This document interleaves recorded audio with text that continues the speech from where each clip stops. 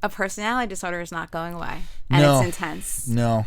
And all the relationships involved with that person exactly are difficult. Yeah. Is this somebody close to you? Very.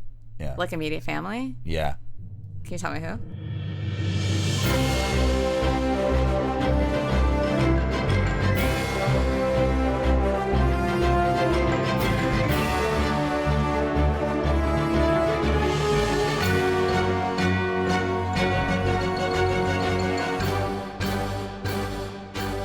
Hi friends, it's Kara. Welcome back to Really Famous.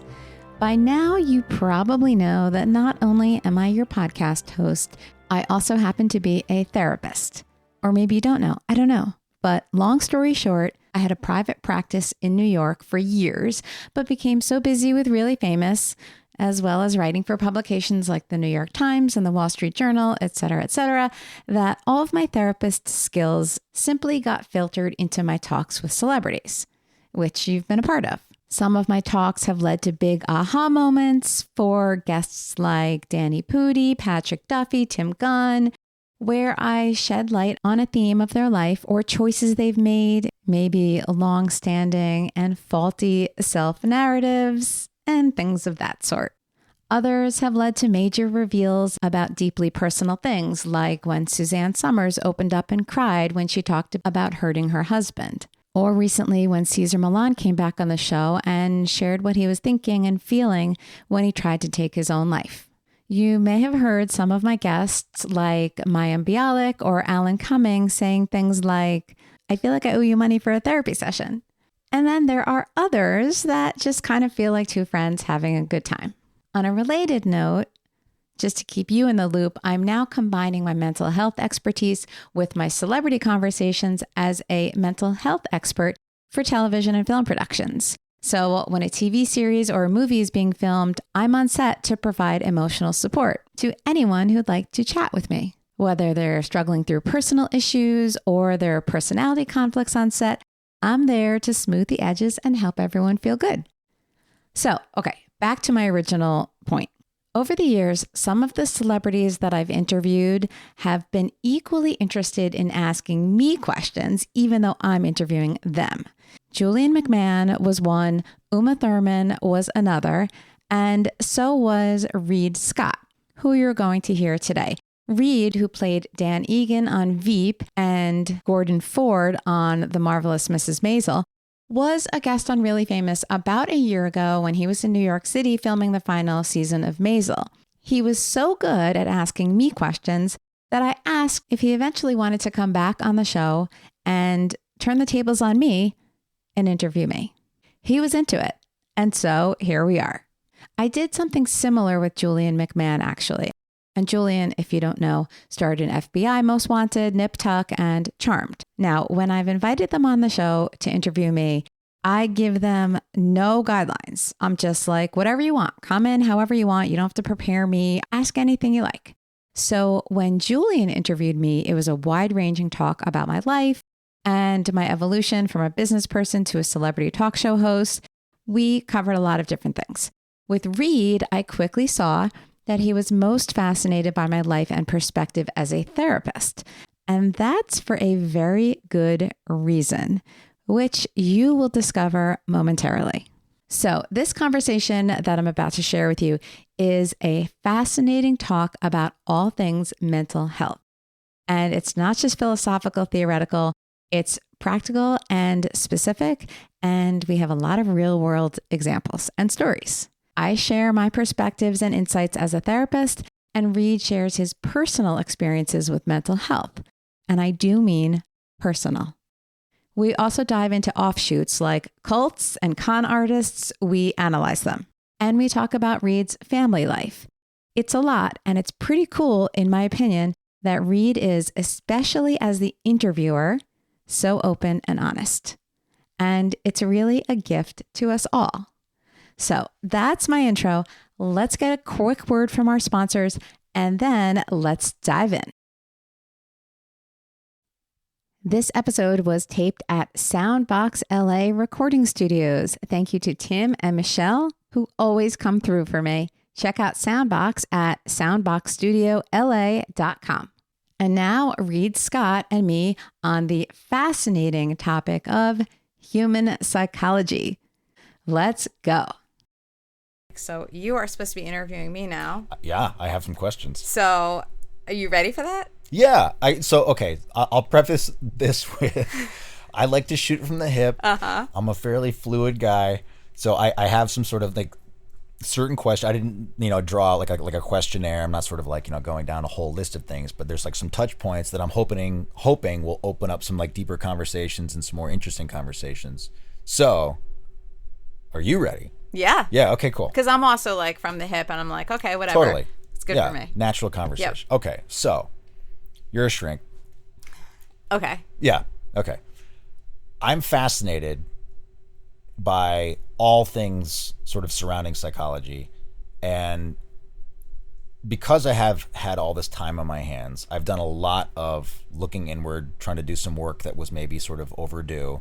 And so I've really been, diving in, reading everything I can, trying to, understand my own mind. And I'm utterly fascinated with, I've always believed this, but I think I might have lost it for a while, with the power of the human mind to heal ourselves, both like emotionally and physically. Like we have this within us. Is that what brought you to psychology in the first place? Was it as sort of like for me, I guess I tend to lean a little more to the spiritual side of things, which is not to say religious, because I'm not religious, but the spiritual and sort of existential side of it. Was that what drew you to it? Or was it more sort of like out of a, sense of pragmatism, sort of like I'm fascinated by the mechanics of it? Mm-hmm. How did you get it? Like, what was the spark for you? We talk about in my industry, like, the film that lit my fuse. Right. So what lit your fuse? So I think, interestingly, nobody's ever asked me this question before. So good job. Thank you. Side note. What I'm going to in my brain when you're asking me that is actually a high school class I took. Okay. It was a little elective. It was like a half a year class or something just to fill my schedule, psychology. And I was like, oh my God, this is so interesting. Just fascinating. And I remember one assignment where I had to do a case study on just a friend or somebody I knew. Mm-hmm. And so I chose a friend who had some struggles in his life and did not have a good, healthy family situation. And I asked him if I could interview him and do a case study on him. Mm-hmm. And so here I am as like a 16, 17-year-old or something doing a case study on this kid. And that was what did it for me. Did you have the skills as 16, No, 17? Of course not. Yeah. But I think that, no, I didn't know what I was doing, except she probably listed like, okay, this is what you ask. And I was probably just asking the things. I couldn't analyze him really, but I probably did a little bit actually, now that I think about it. The thing about psychology is it seems like common knowledge until like after you know what it is. Mm-hmm. So it feels like, yeah, of course that makes perfect sense, but I'm not even describing this properly, but it feels like common sense, but really there is a science behind it, but It's not the science that drew me. It's the humanity. Okay. And I guess that was my question. For me, it's all about people. Yeah. And it's just interesting how they feel individually, like what the human experience is for every single person. So that was probably the spark, but I didn't pursue that. I went to college thinking I was going to get into television somehow. Mm-hmm. I don't remember looking back if it was broadcasting or like production. I don't even remember what major I was eyeing. I ended up studying psychology. Mm-hmm. Accounting. Okay. I got an accounting degree. Wow. Undergrad. So that's a long story that you probably don't need to hear. Was it like the safety thing was sort of like... No, I couldn't get any of the classes. They were full already because a lot of kids, I went to the University of Florida. Mm-hmm. So a lot of kids took like 5 years to graduate there. And that was bizarre for me coming from New Jersey. I was like, hello, no, everybody does it in 4 years up here. Mm-hmm. So I'm like, no, I need to graduate in 4 years. If I don't get these classes, something's wrong. I'm changing majors. So all my friends were getting these business classes, like nothing, just picking up because there were like hundreds of kids in every class. So I'm like, all right, if I did business, I could major in accounting. That's very respectable. I'll do that. I'll be like a businesswoman. Mm-hmm. And of course I hated it. So I didn't last very long, but I got my degree in accounting, and then I got a job at a bank, hated it, and then I moved back to New York, and I worked for Comedy Central, but doing numbers, crunching numbers for the ad sales department.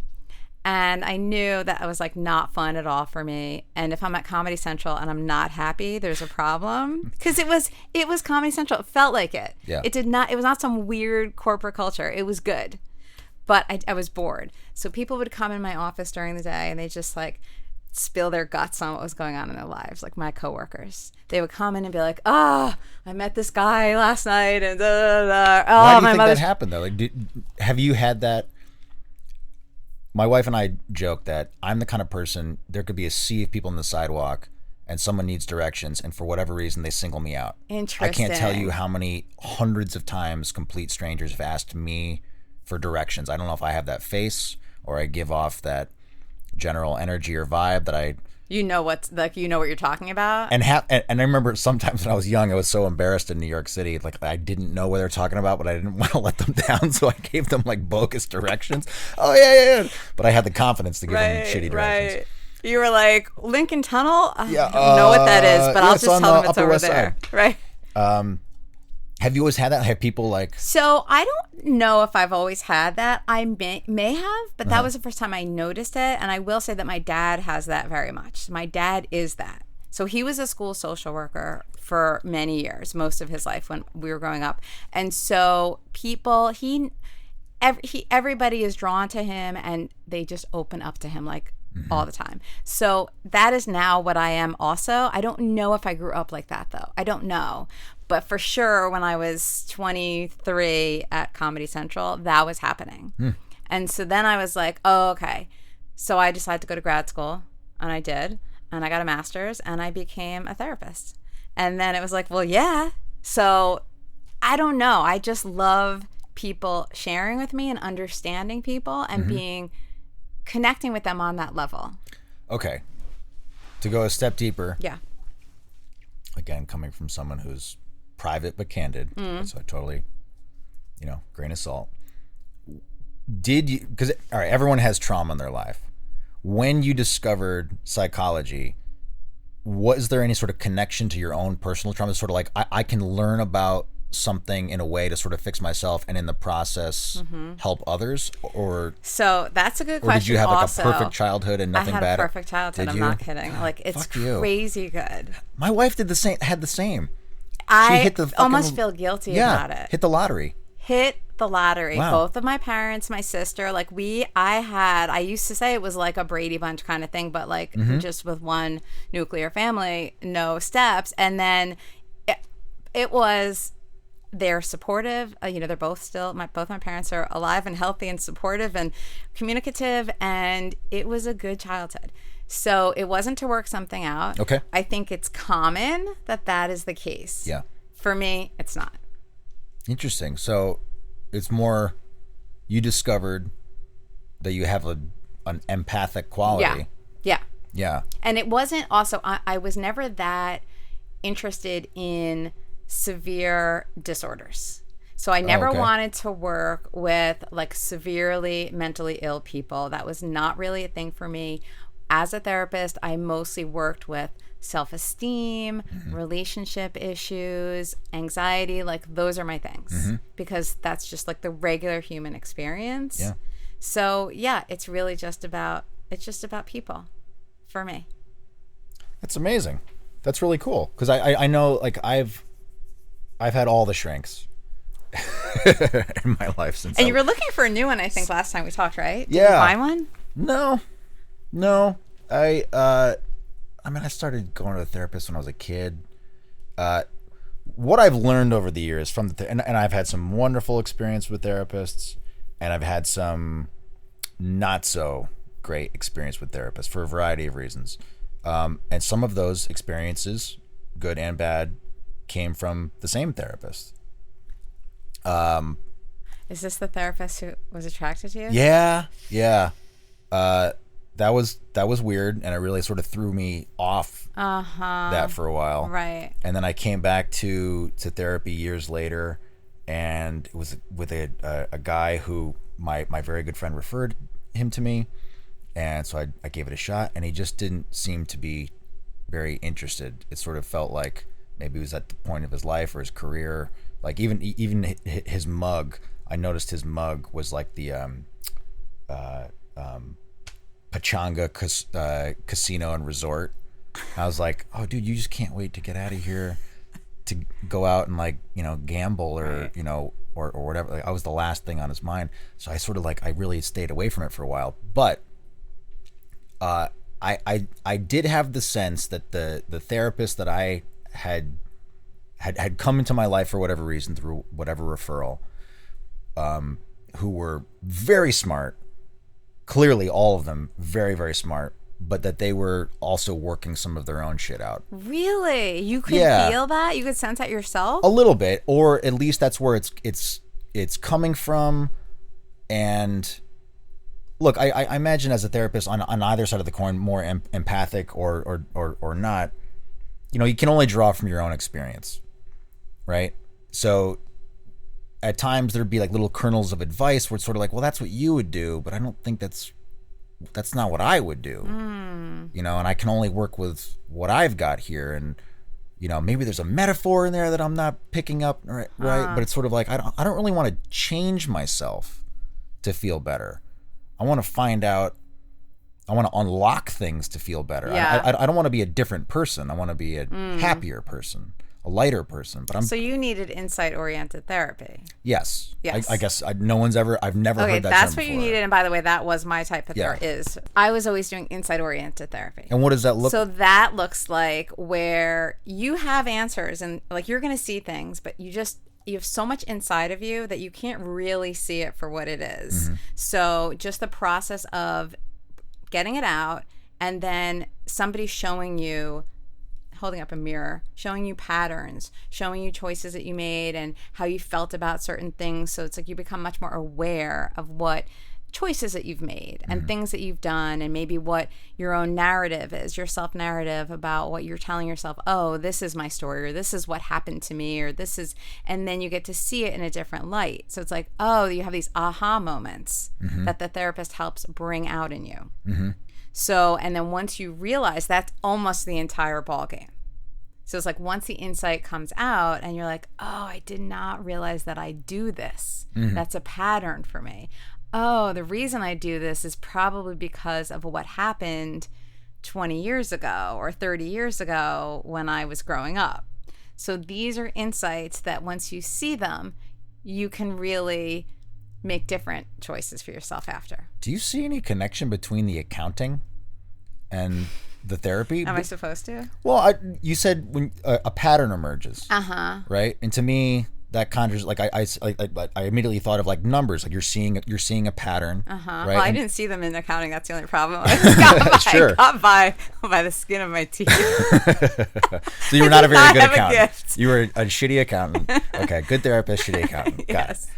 But I do imagine, because I mean, I'm like this, and again, maybe it's like male brain. I am very pragmatic, and I look at patterns, and I'm always trying to do things like very efficiently and things like that. And I imagine when you're working with a patient over a long period of time, you're trying to figure out their pattern. Yeah, I think there's logic involved. Sure. And I think that there's analysis for sure. And I have always been an analyst. At least my mom used to tell me, you're such an analytical person. I heard this my whole life. So I am analytical, I guess, according to my mom. And I did always do well in these little logic things, like tests or whatever. So I do think there is maybe that's kind of that similar thing. So maybe it exists in accounting too, but I just didn't capitalize on the other aspects of accounting. But yeah, I think there is. I am trying to figure things out as I'm listening. Yes. So there is, whether it's a pattern or it's like a connection of some kind. And yeah, that's a major part of it. Okay. So now. And then it's my job to bring it to you. Right. So that you can see it in a way that you're receptive to and you're ready for. Yeah, I think that's the thing. You have to be ready for it. Yeah. That sort of dovetails nicely into my next question is, I've been very interested recently in like intense bursts of therapy, like real like breakthrough kind of stuff. And I've heard, anecdotally from some friends of mine that have done, all different kinds of, programs or, retreats or sort of, deep dives. And I listened to a podcast about this program, I think it was in Canada, where, they purportedly were getting I don't know how you quantify it really, but like, the equivalent value of, a year of therapy in like a couple of weeks, because it was just like that intense. Okay. So like condensed also. Mm-hmm. Condensed, yeah. And that, as someone who's been to, I probably had like, half a dozen different therapists throughout my life for, shorter stints, longer stints, all that kind of stuff. Something keeps me coming back. The idea of making condensed breakthroughs is something that clearly sounds very attractive. Do you have an opinion on that? Like, I'm sure you've probably heard of some, programs like this or that style of therapy. Do you have an opinion on it? Have you seen it? Have you done it? Does it work? I haven't seen it or done it, but I feel as though there are many different types of therapy that can work for somebody based on what the situation is and who the person is and who the therapist is. So I don't really think there's really no one form of therapy that I'm like, oh yeah, that's the only one or that's not the right one. Like different forms of therapy work for different people. So again, like we were talking about the readiness of it all, if that's what you're looking for and what you want, and that's what a therapist can deliver in that way, that feels like a match to me. So not a problem, a good thing. So I can't really speak to that specifically, but I do think, like for example, I know somebody who, there's a lot of talk, I would say over the last maybe 20 years, it's more and more of this cognitive behavioral therapy. It's all about CBT, cognitive behavioral therapy. It's all about changing your thoughts, and then changing your behaviors. So that's fine. And there's a lot of scientific research to back it up, but that it's more easily quantified, and it targets certain things maybe better than insight-oriented therapy might, let's say, or at least as far as research can tell. But if that's not what somebody needs, if they need to figure themselves out to change something on a deeper level, that is not going to work for them. Right. So and it will work for somebody who's afraid to fly. They are afraid to fly, and so in 6 sessions, there's something that can be done to make them ready to step on a plane and never be grounded again. So different things for different people at different times. All okay. Have you ever experimented with hypnosis? I have not. No. Have you ever been hypnotized? I have not. No. Neither. Someone tried to hypnotize me once. It didn't work? It didn't work. I'm kind of amazed that it works, I have to be honest. I really am. I do question, not as a professional, just as a human being. I'm like, can this really work? And I have heard that it can really work. But to me, I believe in it. Yeah. I wanted to experience, I wanted to be hypnotized. Right. So that's interesting too, because you wanted it, but it still didn't work. Yeah. I don't know. It's kind of like the or maybe whole I've been thing walking around for the last 6 years, sort of. You're waiting for the word chicken to get you weird, out of your fugue state. Yeah, right. It reminds me of cults. I am fascinated by cults. So am I. Fascinating. Oh, when the LA Rams were coming back to Los Angeles, and there was talk about, are they going to rename the team? I submitted. I was like, well, they should be the Los Angeles Cults. Because there's just Los Angeles has this incredible history with everyone came out to Los Angeles to either get a sitcom or join a cult, right? That's so funny. There's been so many here, so many wonderful cults in history. So many wonderful cults have originated in California and Los Angeles specifically. But I'm fascinated by it. Fascinated because again, it's they work on so many, not work meaning they draw people in on such a deep level. It's what is going on that makes people, what do they offer? I feel like I'm getting to know what they offer because I'll watch these docuseries or whatever else, and I'm like, well, what is going on here? So one of the ones that I watched, I guess kind of recently, was the NXIVM one. My hometown. That happened in my hometown. Wait, what? Your hometown is what again? I grew up in a little town, Clifton Park, upstate New York. Oh, that's right. Yeah. That was Clifton Park. That was Clifton Park. Because Keith Raniere, he was also that was a Waldorf school, right? Or a Green Meadow? Not Green Meadow. What is that school? I don't remember. He went to one like that, and then he graduated and took all his culty things that he learned at the school. I feel it's insane. They showed on the documentary at one point. They show a street sign where the house was that they So all all lived. of his people were in your town? And I had no idea. Were you there No, then? I wasn't there at the Okay. time. I went to the college in the 90s and I was gone and kind of like never went back after that. But they showed a street sign at one point and I was like, holy shit. Like I used to deliver newspapers to like the house next door. And I remember I called up my parents. I'm like, did you know about this? Like, oh yeah, we've been reading about it for years, these guys. You know, and now like the spillover is just insane. It's like in this sleepy little town that I grew up in. I don't know what about that town was the perfect haven for it. Right. But yeah, that cult fascinated me. So that is a good example that you would be interested in because they use legit psychological concepts to bring people in. Like if you watch the beginning of the docuseries, you can see that they are offering very legit and valid things, concepts that will make people feel better and live a better life. Right. So that I think is part of it. And the other part I think is that they target people who are most vulnerable. So again, it's like what fits the person at a particular time. So if I do think the most vulnerable people are the most vulnerable. Yeah. So it's like with the hypnosis, I wonder if it's a similar kind of thing. Like I have to believe that if I were to meet Keith Raniere, I would not be drawn in by him and have some. Well, not now, I would hope. No, right? no. Then that's part of the thing. I'm like, wait, what? How are all of these women and men too drawn in by him? I just didn't get it because it was so clearly not. It didn't make sense. So there is that psychology underneath it that it's fascinating to me. So, and I'm obsessed with, or fascinated is the better word, with specifically the cult leader. You know, I think I have a very decent like layman's grasp on like why someone would join a cult. Like, you know, whatever, you know, there's trauma in their own life. There's something missing. Yeah. They're given a sense of community, a sense of family. They feel safe. They're made to feel that this is sort of like, you know, proactive for them and for others and blah, blah, blah, blah, blah, blah, blah. But the cult leader, I'm very fascinated with cult leaders and con artists. And the two are very closely related in my mind. But a cult leader like a Keith Raniere,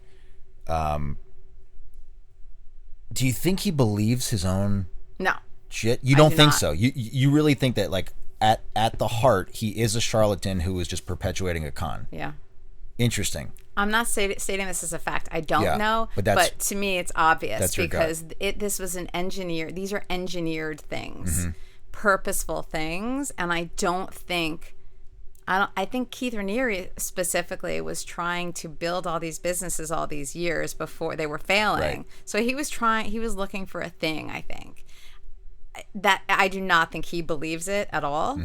I think maybe people underneath him, underneath the leader, let's say, who then extend the leader's practices, they probably believe it. Yeah. But I think the head honcho or whatever, the guy at the top, you think he's laughing? You think he's like this is total bullshit? Yeah. Did you see the Sarah Lawrence one? The Sarah Lawrence College, the dad. I read about it. Yeah. But that was a good doc too because it was nice and short. Yeah. And it was condensed. Yeah. Which is always good. Yeah. So they didn't overdraw it out or whatever. Condensed because I'm lazy. I'm a very late. But you know, sometimes condensing something is even a good thing. Yeah. Is a good thing. Yeah. Not everything has to be drawn out forever. I agree. Totally agree. Yeah. So anyway, try that one too. I will. Yeah. And the dad, I'm sure knew what he was doing, and he targeted they get rid of the people who they know are going to break the spell or tell people that they're a fraud. They get rid of those people. They purposely have people cut off from the families, from their outside families. They know what they're doing. I'm just blown away by the level of just gall or chutzpah, like. Yeah. That level of, I mean, we call them confidence men for a reason, but like that level of confidence to think that you can perpetuate that sort of. And then they do. It's probably the confidence that does it. It's incredible. It's absolutely incredible. And then when it works, then they gain more confidence from it. Okay, if you got to sit down with a cult leader, like post expose, yeah, what's the first question you ask this person? I guess why. Yeah.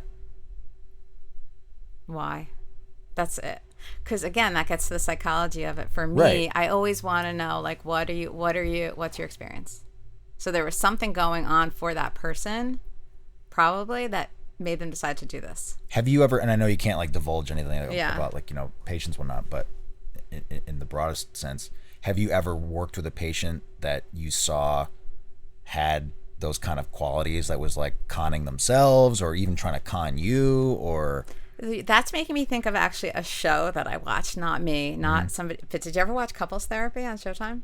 No, I didn't. Oh my God, you're welcome. Worth it? All right, cool, great. Start with season 3. That's what I did accidentally. I think that's the best season. I haven't finished the whole thing, but I found it maybe like 6 months ago or something. But it's a real therapist in New York, and I know the show you're talking about. Okay, there are I like haven't 4 seen- couples per season that come and see her and talk through their stuff with her. She is phenomenal. You should think about going to her. Not as a couple, Sure. not for couples. Yeah. I don't know if she does individual, but I feel like you're looking for a good therapist. I will watch that show. I will be in awe of her because she's so warm, but she's so sharp. And so she's like got the perfect combo. So there was a guy, part of a couple, who I feel like is like, this guy is not to be helped. In my opinion, they just need to divorce. She needs to dump this guy because he is narcissistic, and a narcissist, a real true narcissist, is never going to change.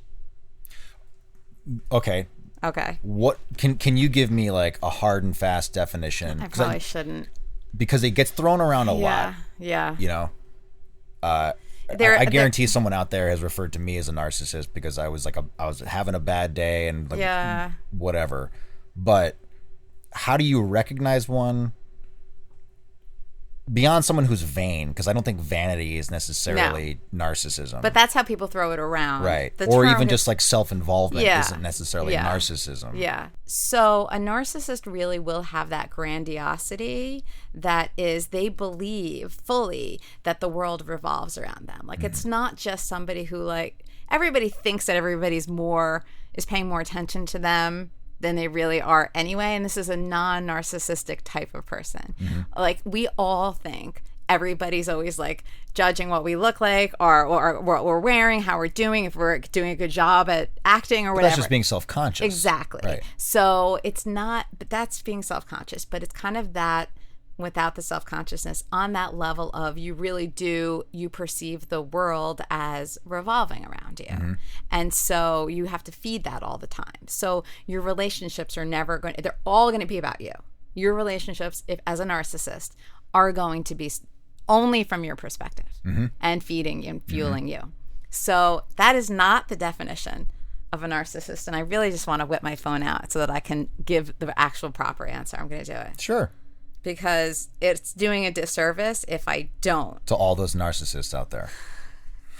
It's narcissistic personality disorder, by the way. And one other thing I will say about the personality disorder. I have one in my family, so yeah. You do? Yeah. So so a personality disorder, they're like these two, there's axis 1 and axis 2. They're different types of disorders, let's call them mental health disorders. So personality disorders are typically not covered by insurance. No, it's borderline is what. Well, borderline. You have somebody who's borderline in your family? Yeah. That's a lot. It's a lot, yeah. A personality disorder is not going away. And No. it's intense. No. And all the relationships involved with that person Exactly. are difficult. Yeah. Is it somebody close to you? Very. Yeah. Like immediate family? Yeah. Can you tell me who? It's my mom. Really? Yeah. Okay, so when did you find out? Oh God. I mean, it's weird. Like in retrospect, I think. First of all, I'll say children, and I'm learning this as a parent now. Children are so much more perceptive than we give them credit for, and not just meaning sort of like, oh wow, they're almost as perceptive as an adult. No, I think they have a perception that transcends that of adults because they haven't been conditioned as much as we have by society, by their own parents, what have you. It's just this natural gut instinct. It's like it goes to our reptilian brain. They can sense good, bad, danger, safety, whatever. So looking back, I think I knew that something was wrong from the time I was probably like 4. but didn't know what it was. And then slowly over the next 30 years, convinced myself, it's like, that's normal. That's just sort of like family. But as far as like an actual diagnosis, that came around, God, I want to say about maybe 15, 16 years ago. And it was illuminating. Yeah, so that was helpful, right? Oh man, Yeah, I remember yeah. like we got a book, how to not walk on eggshells or walking on eggshells about it. Like, it's basically for family members of someone that has borderline personality disorder.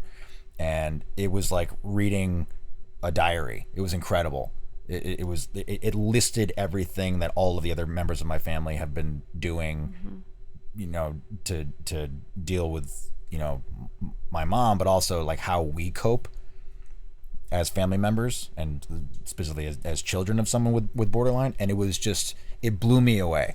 I'd never heard of it before. I'd never heard of, even 15, 16 years ago, when the diagnosis came out, the closest thing to that I had ever heard of was bipolar. Right. Oh, but so different. And it is.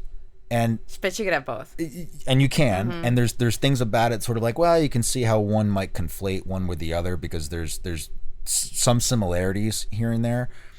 But it was sort of like, well, she's not bipolar, so I don't know what this is. Maybe she's just crazy. I don't know. And once we sort of got that diagnosis, it was like, oh, wow. Now, that diagnosis has done more for the family members than it has for my mother. So is she aware of it? Yes and no. But she doesn't believe it? I don't think she believes it. At first, she really leaned into it, and it was almost like she was thankful to have this thing. But I'm realizing now it's like it was thankful, sort of like, great, now all of you know how to treat me. Not now I know what sort of help to seek out and what needs to be done so that makes sense. So that you guys don't get all this collateral damage. So it's been very, challenging, to say the least. I think the most challenging. So I will tell you this, that I had a personal interaction, stretched out a little bit, still condensed relatively, with somebody, and she was great at first, and I really liked her a lot. And then some weird things, like she would perceive things oddly to me. And I was like, what is going on with her? And then I would see myself having these reactions to her that felt weird to me, just like the way I thought about things after I had interacted with her. And then coincidentally, I had remembered that like a few weeks before I was taking one of these classes and it was on borderline personality disorder. And I was like, oh my gosh, one of the things that this guy said, the teacher said, was when you start feeling things viscerally and you want to give the patient to somebody else, you do not want this patient and you're not sure why, but you just want to refer the patient to a different therapist, that's a good sign that your patient has borderline personality disorder. Interesting. Yeah. And that's the kind of feeling I had. Oh, wow. So I'm looking at this, I'm like, what is going on here? And then at a certain point, things became bizarre with her. Yeah, they do. And that's when I was like, all the how I felt about her in my body, like I was having such a reaction to interacting with her that is not normal for me at all. And I never had this with like anybody. I'm like, what is going on here? And then suddenly I remembered also that I have a friend who was married to somebody with borderline personality disorder. And I happened to be having coffee with him like that same week. And I was like, I think I may relate a little bit more to you now. And so we talked about all the things, and it is that kind of situation where if that's what somebody has and you read about it or you understand the diagnosis, it is such an aha moment and it makes such sense. And so he has two daughters. They have two daughters together. So like one daughter knows, and for her it was life-saving to understand, hey, this is what's going on with mom. And this is why she acts the way she does with you. Yeah. It's not about you. Because it's very intangible, and it's this moving target. Yes. It's like... And you can't hit that target. No, never. So to try to hit it is only not going to work out. It is. Yeah, it's difficult.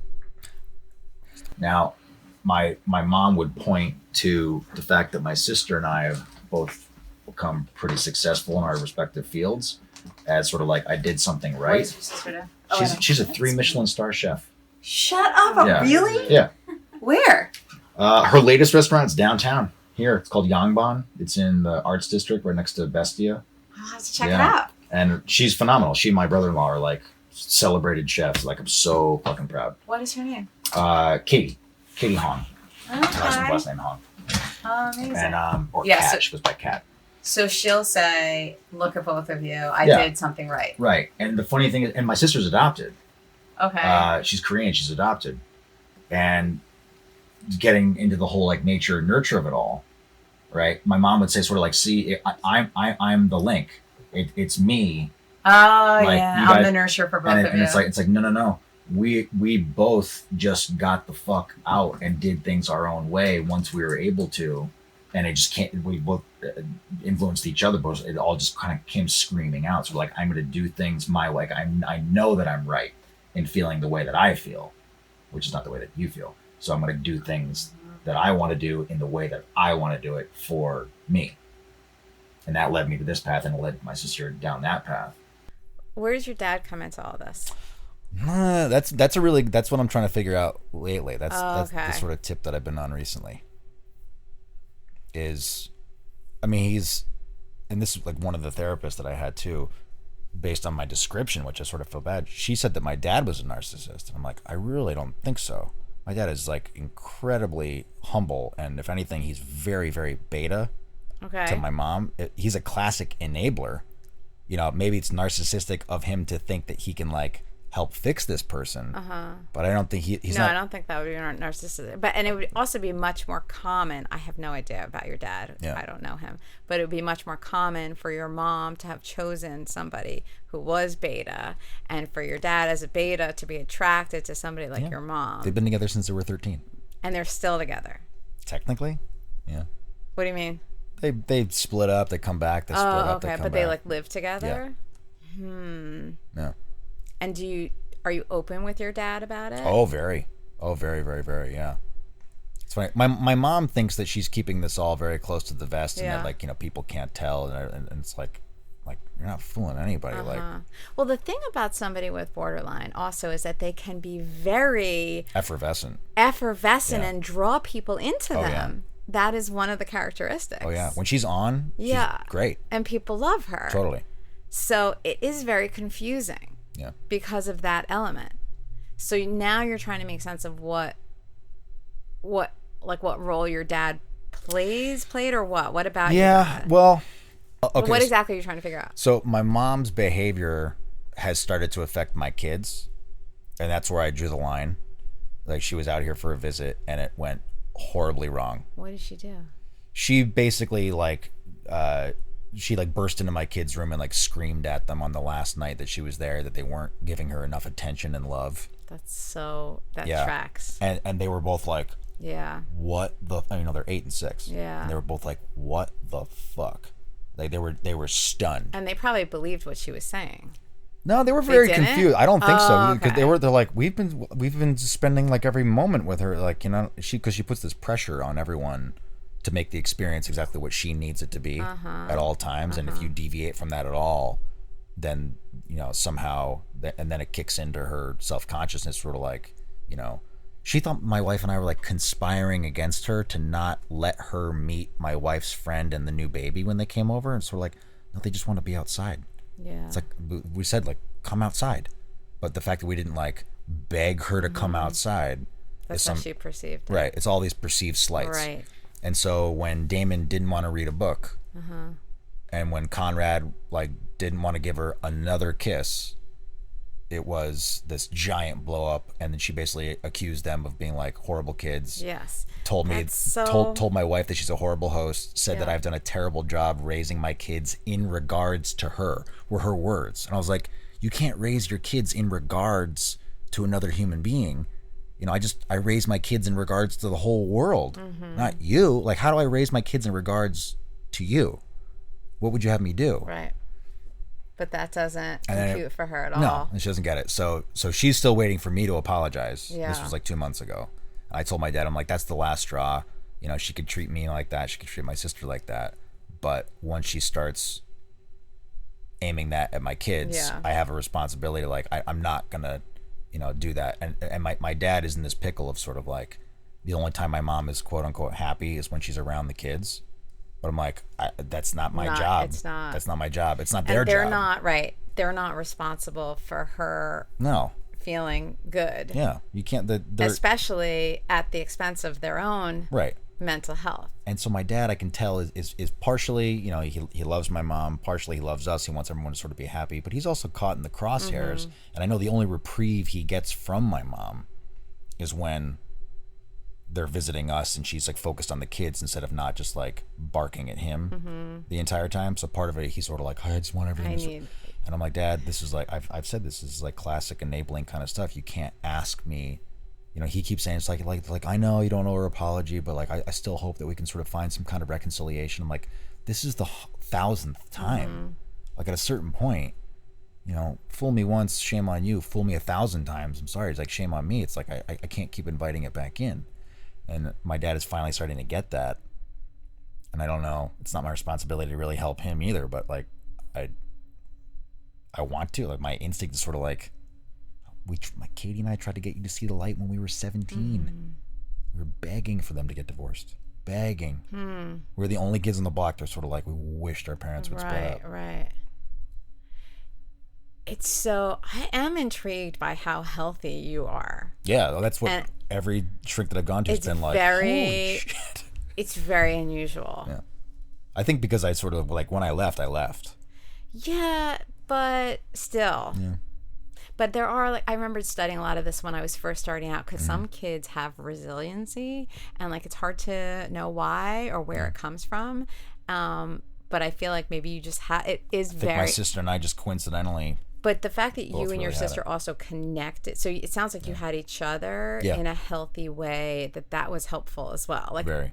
Enormously, especially because your dad wasn't really giving you what you, a healthy foundation either, or like buffer even. There was, right because he has his own issue. So what did you tell the kids after that happened? I've been very careful to like not try to influence their relationship with her. I've said like look, you know, and they don't I'm like, look, Grandma basically has she has some mental disabilities that make her like very, very angry and very self-conscious, and she didn't really mean, like, she obviously loves the hell out of you guys, so she didn't mean to do that, but she loses control. She's sort of like, I'm like, Damon, you remember when you were little, you used to have tantrums and you would just sort of be like on the ground pounding the earth?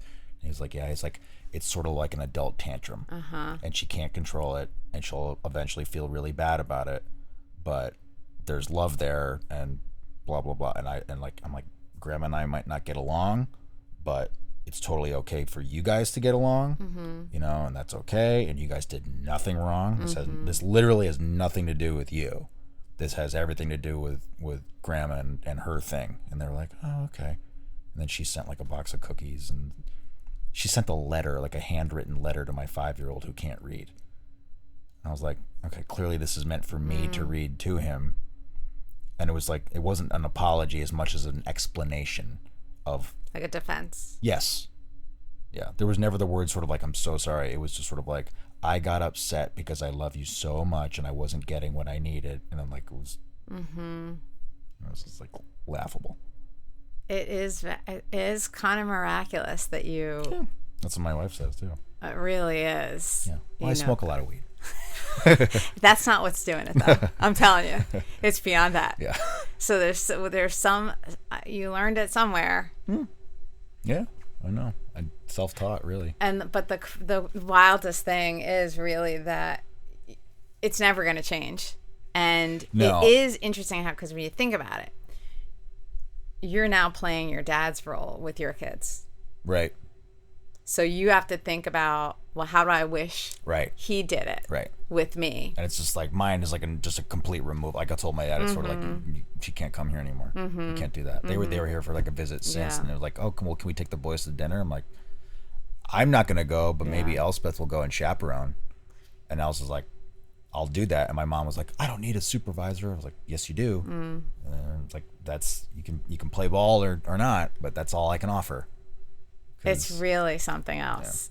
All right, let's define these things. Yes, please. So I brought them up so that I'm not misinforming anybody. So first we'll go to narcissistic personality disorder. All right. Do you like my new logo, my slogan? Tell me everything from the beginning. And here I go. All right. narcissistic personality disorder is a mental health condition in which people have an unreasonably high sense of their own importance. They need and seek too much attention and want people to admire them. People with this disorder may lack the ability to understand or care about the feelings of others. But behind this mask of extreme confidence, they are not sure of their self-worth and are easily upset by the slightest criticism. Mm-hmm. So that again is narcissistic personality disorder. And then we also talk about borderline personality disorder. So let's define that. Mm-hmm. Okay. According to the Mayo Clinic, borderline personality disorder is a mental health disorder that impacts the way you think and feel about yourself and others, causing problems functioning in everyday life. It includes self-image issues, difficulty managing emotions and behavior, and a pattern of unstable relationships. So there's more to it than that. I'll just read a little more. With borderline personality disorder, you have an intense fear of abandonment and instability. And that's the driving force that is very hard to even see, but that's really what's behind a lot of it. Okay. And you may have difficulty tolerating being alone, yet inappropriate anger, impulsiveness, and frequent mood swings may push others away, even though you want to have loving and lasting relationships. Yeah. Idolizing. Okay, I went through this when I started to realize, I think this is what I'm dealing with here. I went through these symptoms or like signs, and I was like, check. So a pattern of unstable, intense relationships, like idealizing somebody one moment, which she kind of did with me, and then suddenly believing the person doesn't care enough or is cruel, which she did to me. So she basically was like, put me on a pedestal, and which then is vilified you. And then vilified me. Yeah. Everything that was true was she spun it in a completely it was so bizarre that and I'm like, she believes this, right? So about the cult leader, that was the question you had. I don't think the cult leader believes his or her stuff, but I certainly think that the person with borderline personality disorder does believe the things that they're saying. Yeah, they believe that 100%. Whatever it is that they're accusing you of or they feel victim of, they totally feel like that is their truth. But not the cult leader. Yeah. That's my unprofessional, professional. Yeah, like take. Who's Wild Wild Country? The cult up in I didn't see that one. Oh God, it's amazing. And we found out my wife's uncle who's been estranged from the family for like 40 years was a member of that cult. Wow. And I've been dying to. I've never met him. My now wife's you want uncle. to. Now, for so many other reasons, like he's just a fascinating story, but just I want to know about his time. Invite me along. Oh my God, yeah, wouldn't that be great? Yes. Yeah. He's fascinating. His story is incredible. He was, the very, very broad strokes, because somebody out there will really appreciate this. My mother-in-law was dying of cancer. She was diagnosed with stage 4 lymphoma, and they tested everybody in the family, and no one was a match for a bone marrow transplant. And then she basically kind of revealed to my wife that she had a youngest baby brother who's been estranged from the family for years. No one knows where he is, but maybe we could find him. And my father-in-law and my wife found him and said, Susan is dying. Would you mind being tested? And he was like, absolutely. And he came down and he got tested, and he was like living up in like a hippie commune in Humboldt County. And they tested him, and he was a perfect match, donated his bone marrow, saved his sister, and then evaporated back into the hinterland. Wow. Yeah. Really incredible. Wow. Yeah. It's a beautiful story. Yeah, it is. On so many levels. Isn't that great? Yeah. Yeah. So just for that, I want to just like pick his brain. Yeah, God, he joined this cult. Get him out here. Yeah, he raises like exotic geckos and stuff like that. It's like that's a guy who's that's a guy you want on this show. Right. Tell him. Yeah. Get in touch with him and be like, you have to be on the show. You've been invited on this show. It's called Really terrified. Famous. He'd probably be terrified. Okay, so I have another question, and it kind of goes back to like the condensed therapy thing. So something that I've experimented, I'll just get it out there. So like psychedelics. Mm-hmm. I've experimented with psychedelics for God, as long as I can remember, since like my early teens. And I never really enjoyed them on the recreational level. I mean, there was certainly like part of that experimentation. I always really liked the introspection that it brought, and how like I learned so much about myself and how I relate to the world. And now there is a movement in psychology to start ushering that in.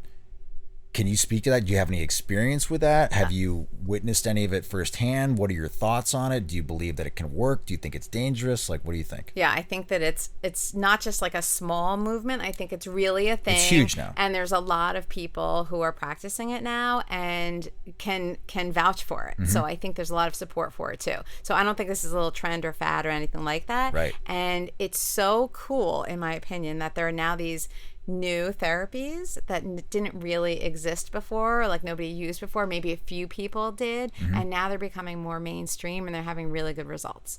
So like another very common, I don't know if I'd call it common, but it's gaining a lot of ground, is ketamine. Yep. So ketamine, but which I actually don't have any experience with. Okay, so that is really showing really good results, especially if it's combined with a certain type of therapy that somebody who's trained in that will do. So it's like a whole, all around, more of a, it's not really a holistic approach, but it is more, it's a combination. So I think there are, and I've done research on it, and I've written about it actually, that there are these different therapies now that are available and that are shown, they're very, very promising. So while I can't speak to it personally because I haven't, and again, like I said, in my practice it was more about insight oriented therapy.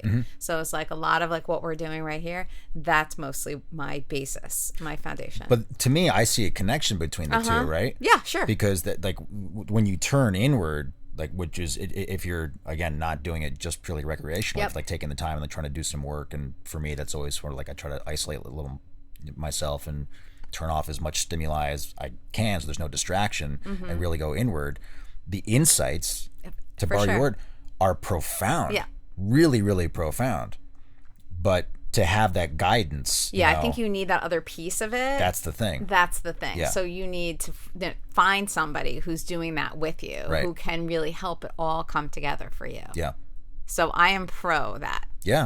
All of it. I think it's amazing.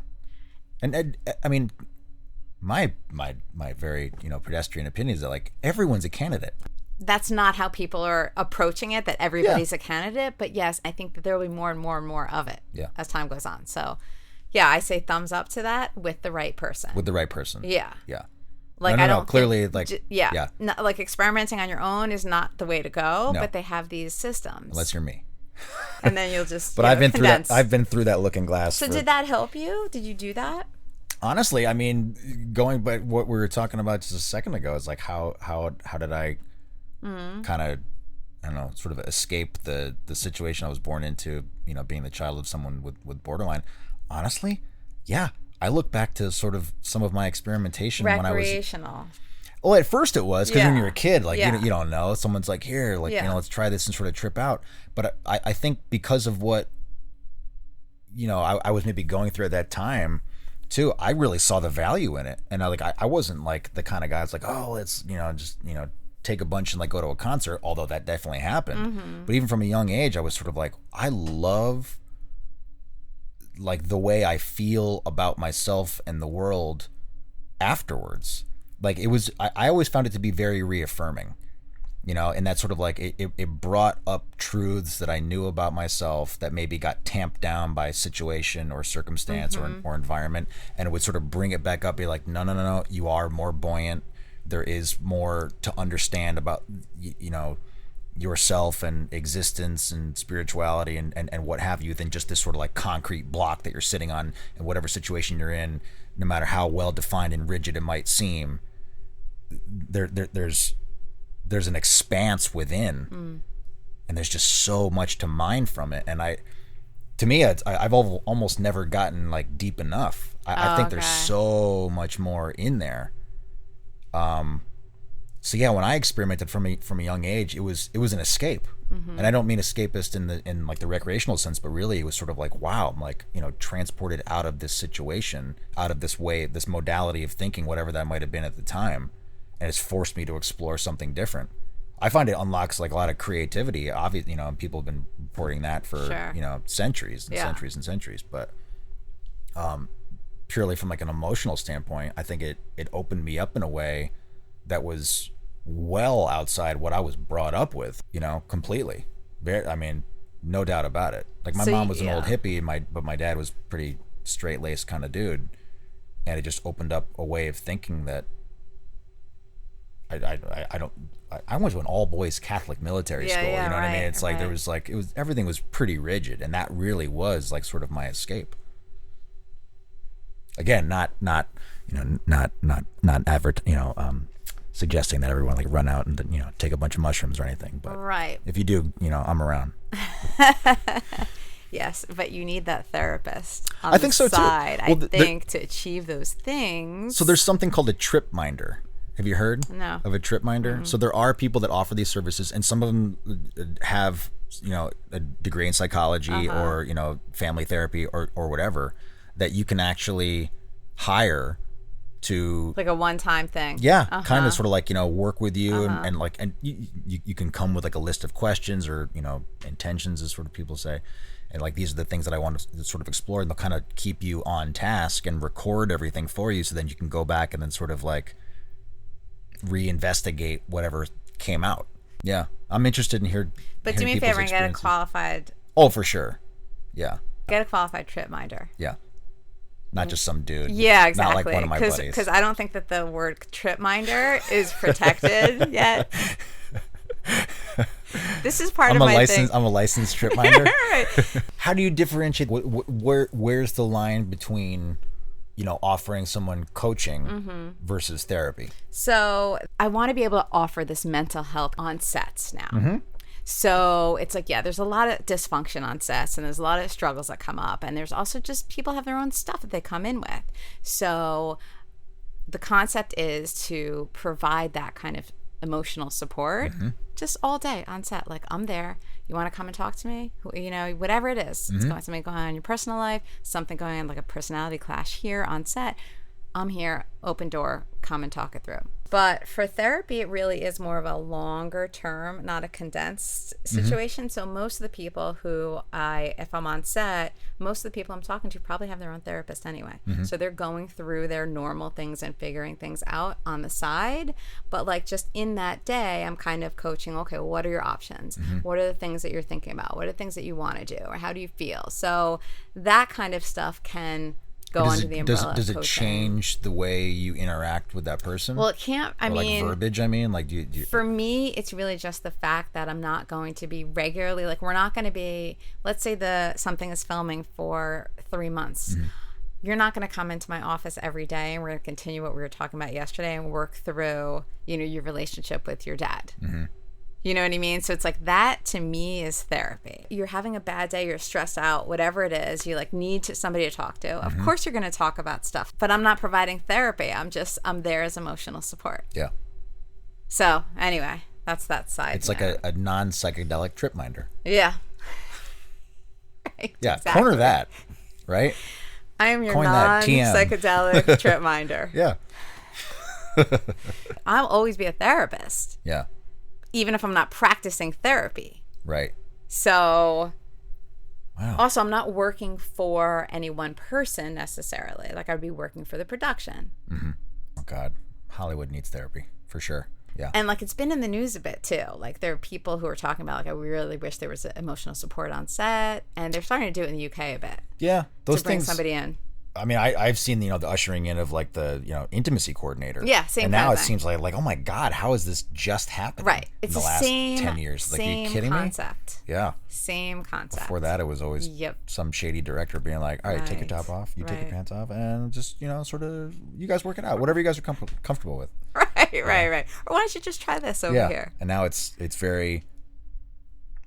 It's great. I did something recently where there was a lot of intimacy, and the intimacy coordinator was fantastic and really helped everybody to feel comfortable, and not just us, but also like the crew and everybody too. It's like it really, it's awkward as hell at first, but in the end, it's like, oh my God, we couldn't have gotten the material to the place that it needed to be without that one person who was specifically there to provide that safety net in that way. Okay. That's it's cool. Beyond the purview of the director, the producer, the writer, whatever. It's like I can't believe now, looking back, that sort of like this is a new added position in Hollywood. It's crazy. Yeah. So the next new added position in Hollywood is going to be the mental health coach. Great. I will be the guy that's sort of there like every day being like, all right, where do we leave Yeah. off? And I'd love it. Yeah. And I'd love it. I'd be like, okay, Reid, what do Reid, you got? can we get him back on set? We're like ready to shoot. And I was like, no, I'm about to have a breakthrough. Fuck off. right. It's going to help though on set. You're going to see it. What are we doing here, man? This is important work. But that's it. Yeah. That's it. So That's cool. This That's is really coming. cool. It's Yeah, coming. Great. So yes. I'll see you on set. Yes, I'll see you on set. All right, you have another question? You have one more question, I think. I thought you had one. I don't mean to put you on the spot, and then we'll was the wrap up. psychedelic one? God, what was my other question? It was probably related to therapy. Oh yeah, for sure. Okay. Child therapy. So my son is, he's a great kid. He's like, and honestly, like I'm jealous. I'm jealous of my own son because like his life is pretty just awesome. He goes to a great school. He's got great friends. He has found this thing that makes him happy in the form of baseball. It's just like it's his obsession. He loves baseball and comes with very little prompting on the part of his mother and I. Yet he carries a lot of anxiety, like a lot of anxiety. And the way my wife and I have described it, it's sort of like he was just born that way. He was breech. He went breech like within weeks of coming into the world. Was born via cesarean. He had a lot of trouble nursing and the whole thing, and he was just an anxious kid all around. His brother, by contrast, is like the most chilled out hippie, like charges his crystals in the moonlight of the full moon and everything like that, and is just sort of like, Daddy, what do you think a bird feels as it flies? It's like they couldn't, and the older one's sort of more like, damn it, I didn't hit a triple. I hit a double and a single and a home run. I didn't hit a triple. Day's ruined. It's like that. So he goes to this wonderful, child psychologist, and he comes out of there in this Zen state. Okay. Almost to the point where like I'll pick him up like, are you okay? And he looks like he's right on the verge of like, tears. And not that he's like, no, it's just like, he's like, I feel great. So my question is, when it comes to, and again, kids are, I can only imagine the spectrum that kids would be on in terms of like, what therapy is right for what kind of kid. But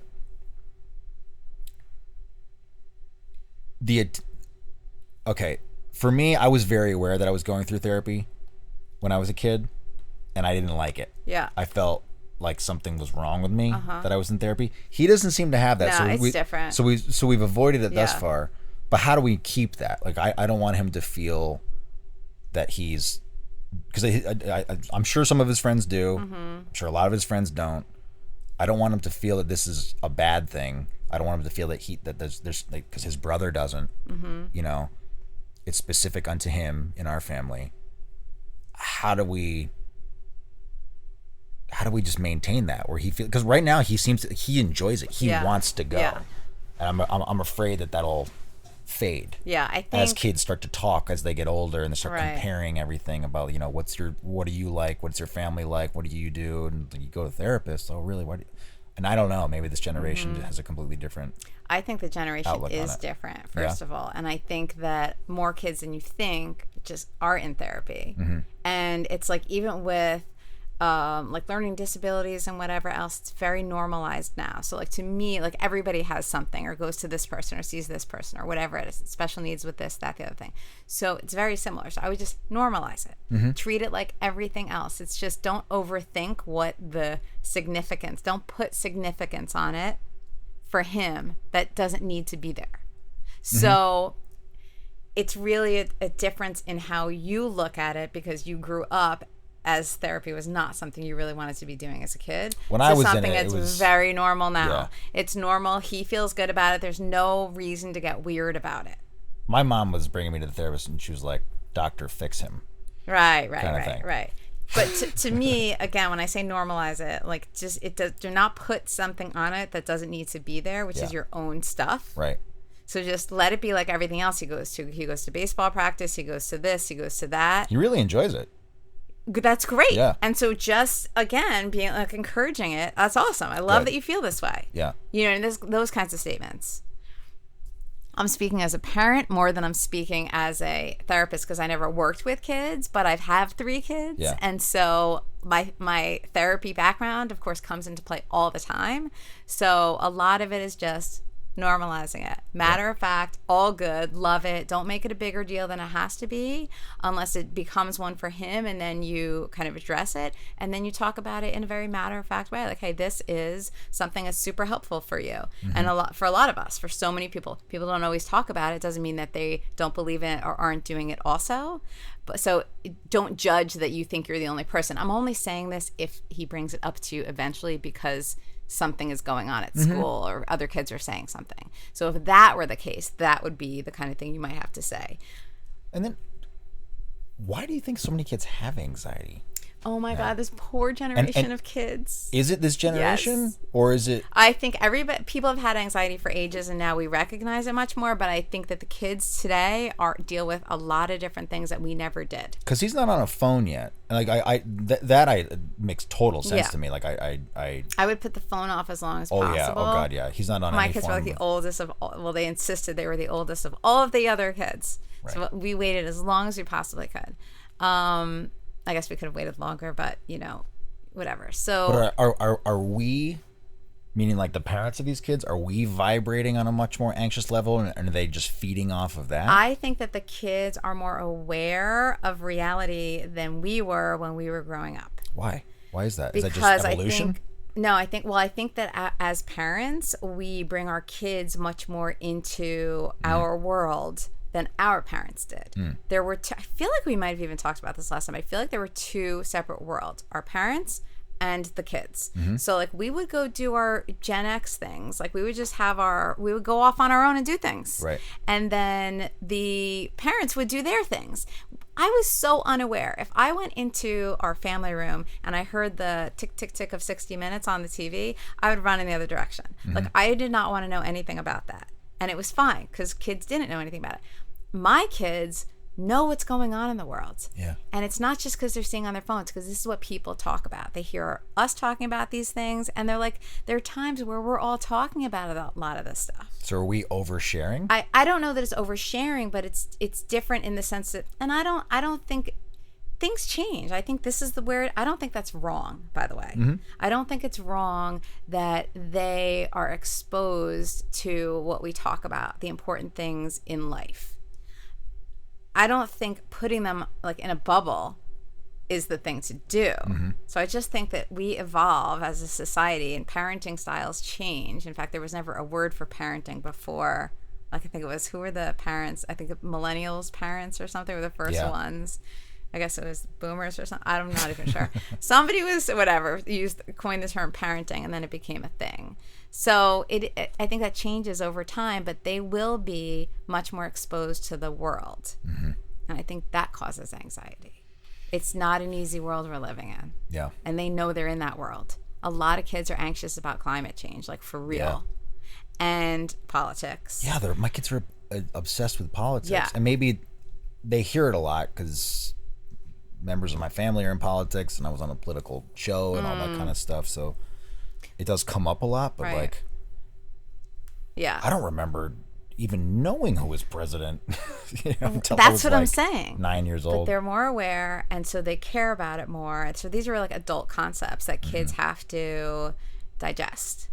And then on top of that, they are they're in an achievement-oriented society like never before. Yeah.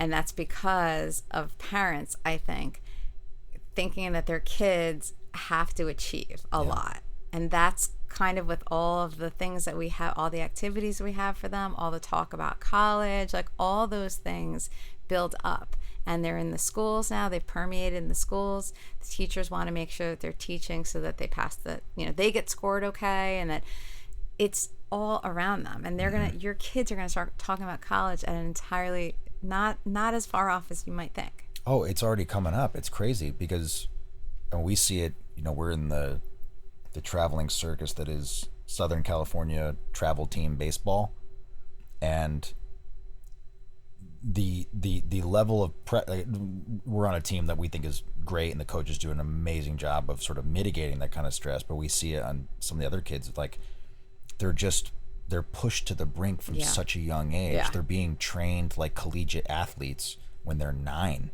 This is what I'm talking about. So that has and an they impact. have that. That's the goal, though, and they're 9. I know. When I was 9, I was like, my only goal in life was to go to Disneyland. Right. You know, and like, how much ice cream can I get? Totally. You know, I had no aspirations at 9. And that was a gift in a way. Right. But like our kids are like they need to be champions of everything at 9. Yeah. So I remember this one scene in the show Parenthood. Mm-hmm. Did you watch that show?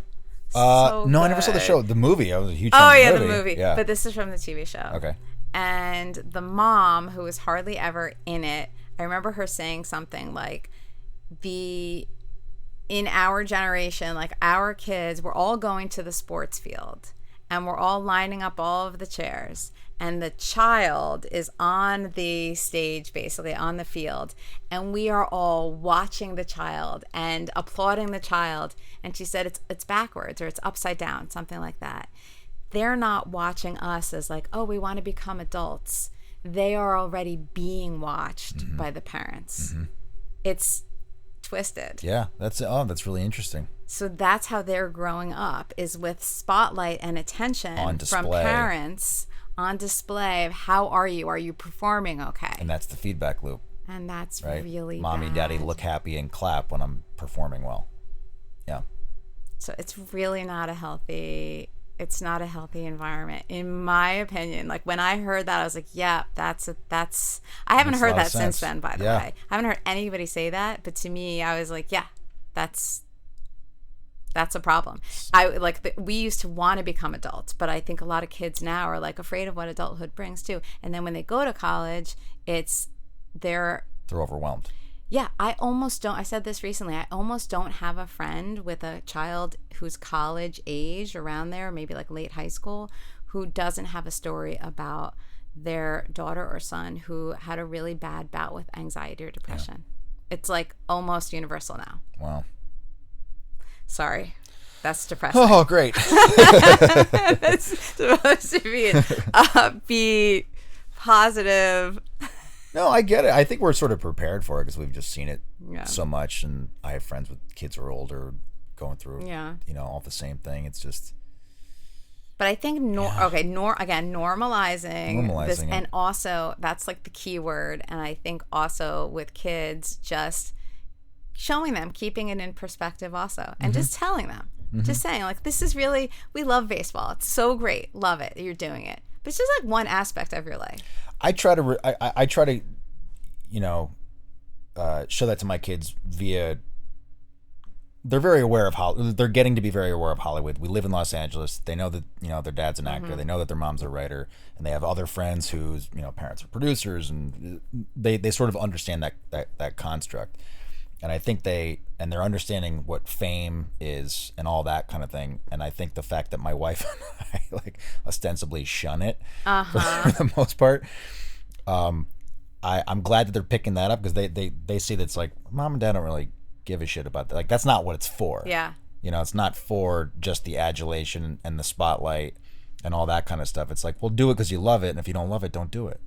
Well, similar then. Right? That's your approach to. I think so. Yeah. So I hope it works. Yeah. Well, kids absorb what their parents' beliefs are. Yeah.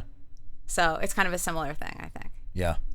All right, so let's switch it to. You have to ask me a question to end okay. on. That's really light and frothy. Light and frothy. Okay. All right. I'm really leaning back and slumping into this conversation. You now live in Los Angeles, coming from New York, which is what I did a long time ago. First impressions of Los Angeles lifestyle, like, you're digging it. Yeah.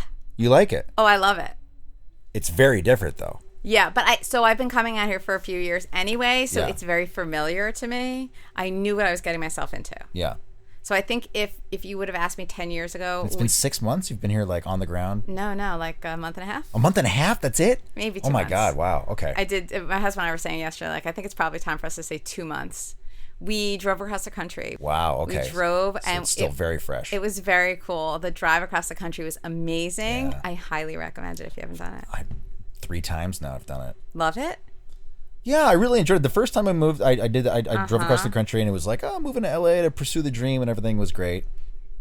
And then I hated it. Like, 3 years in, it was like, the dream is broken. And I drove back to New York, and I was like, well, something got under my skin. That's the way I describe Los Angeles to my fellow New Yorkers, is that it's not for everybody, but something about it got under my skin, and I wanted more. So then I drove back out, and now I don't know that I love it. I really, really like it. And this is where we live and everything. But as someone who's got a month and a half in, 2 months, still so fresh, you're hitting LA like a pretty cool time. Like they're like, the food scene is amazing, right? The art is incredible. The fashion's always been great. Like in a lot of ways, LA has never been better. LA has also got a lot of problems going on right now. How are you introducing your kids to Los Angeles? And what do they think? Yeah. Okay, let's save that conversation for another day. We have to end somewhere, but I will say this. We do love life in California.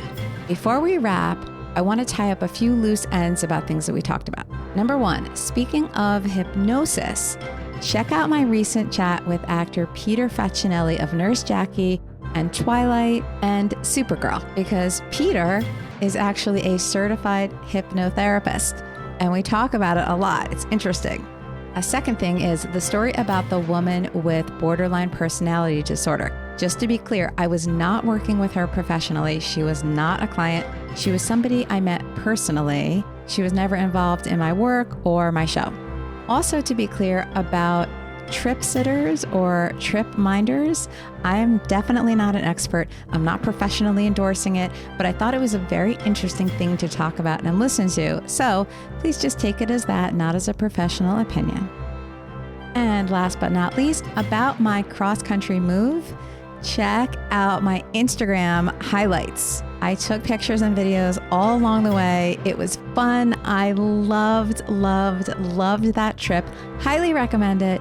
You will see if you go to my Instagram, which is Cara Mayer Robinson. On my profile, it says a road trip to LA. Okay, so thanks for hanging out with Reid and me. If you want to know more, visit me online at CaraMayerRobinson.com. I'm Cara. Talk to you very soon.